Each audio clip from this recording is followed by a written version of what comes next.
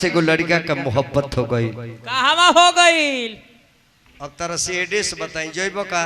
अरे हमरो के बता दी, हम जाए प्यार खाए। प्यारे खा जइबो? अरे हम तो चाट चूट के ओरवा दे। बस चैनल तार बाबूजी और आगो तू ही बाकी बड़ो आई हम ई प्यार खा जानता नहीं संतोष बाबू एकर बियाह भई रहते केहू के जी ही ना दी। अरे अब कहिया होई तार शादी? हां बहुत वीआईपी जगह हम सेट कर दल बनी। कहवा जी? ईटवा पुल के नीचे। का देता रे सही तवा? बाप रे सामान न खो जानो ना। हाड़ी सेट बर्तन, अच्छा कफन सेट कपड़ा, हाँ 85,000 रुपया नगद। हाँ एगो 4 व्हीलर दिया 4 गो ड्राइवरो आई हाँ कर ले जाई। अब फर्नीचर के तो लकड़ी इतना ढाई दिया सो। अच्छा अंदर मिल के कौन चीज हम बनवाई? त दुल्हा हम बने। हाल दुल्हा हम बने। तो दुल्हा तू ना बनवा तो पटीदार तहर बनी है। तो सोहबलिया बन के चले रहुआ। हिनका के ले ली ना हम तो रौरा के लेके जाए ना हमरा के का लेके जेब? हम तो तारा बाबा के लेके देखो है। अब तू ही ने बाकी बाड़ो हैं तोहरो के पहुंचाइए दे भाव। वह लड़का लेकी से प्यार भई लेकिन फोने से बात होखे। एक दिन लड़का का हो फोने से बात हो जे कहीं हम अरे आई नहीं रो आई खाली बनी तले लड़किया आ गई तो लड़किया कांपे लड़की का जाने जी केहू बा होइए ना मामला गड़बड़।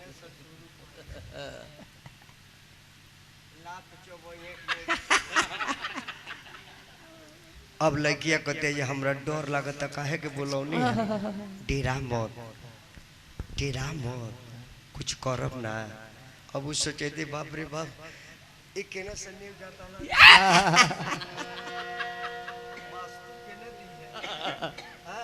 पहले गाड़ा हवा कर सदी। हल हल हल हल हल इतना बेस में माइक बोले लाई ओकरा अंदाजे एगो ऑपरेटर रख ले बाबू। ऑपरेटर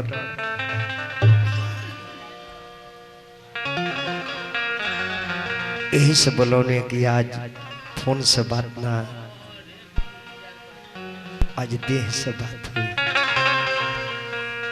कि हो जाए द प्यार हो जाए द हो जाए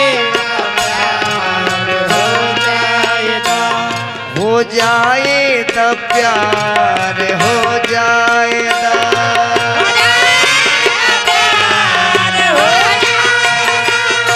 करार दिल में दरार भई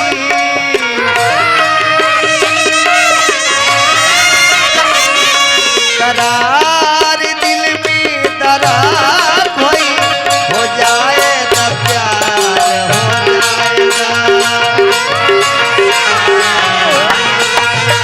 हो जाए द प्यार।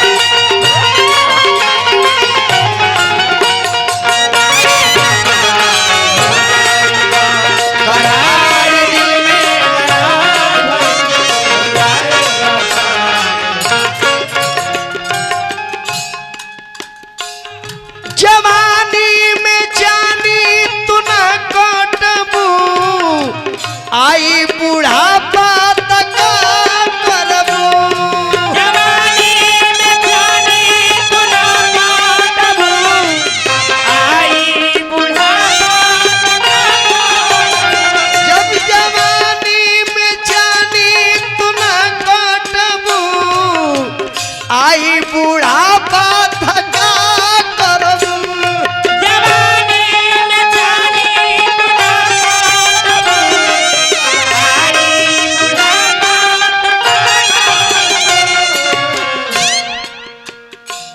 बहिया में हमरा के खो जाएगा बहिया में हमरा के खो जाएगा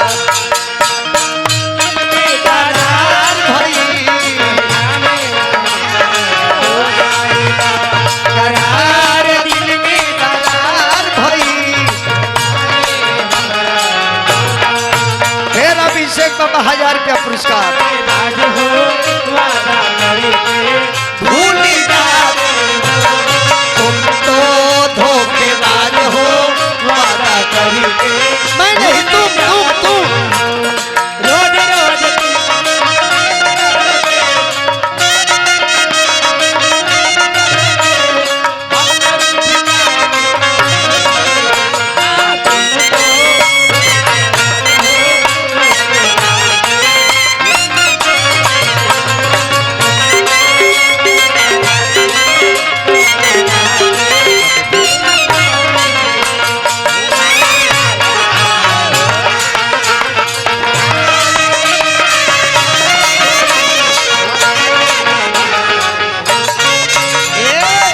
और लड़का का कहता कहता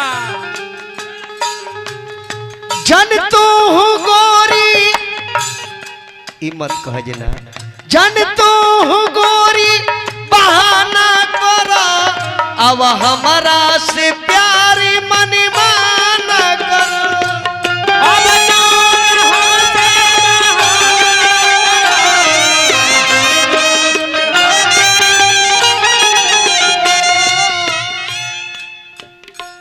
अपन ओढ़नी बिछाव सो जाएगा अपन ओढ़नी बिछाव सो जाएगा करार दिल में करार भई अपन ओढ़नी बिछावा सो जाएगा करार दिल में करार भई हो जाएगा प्यार हो जाएगा करार दिल में करार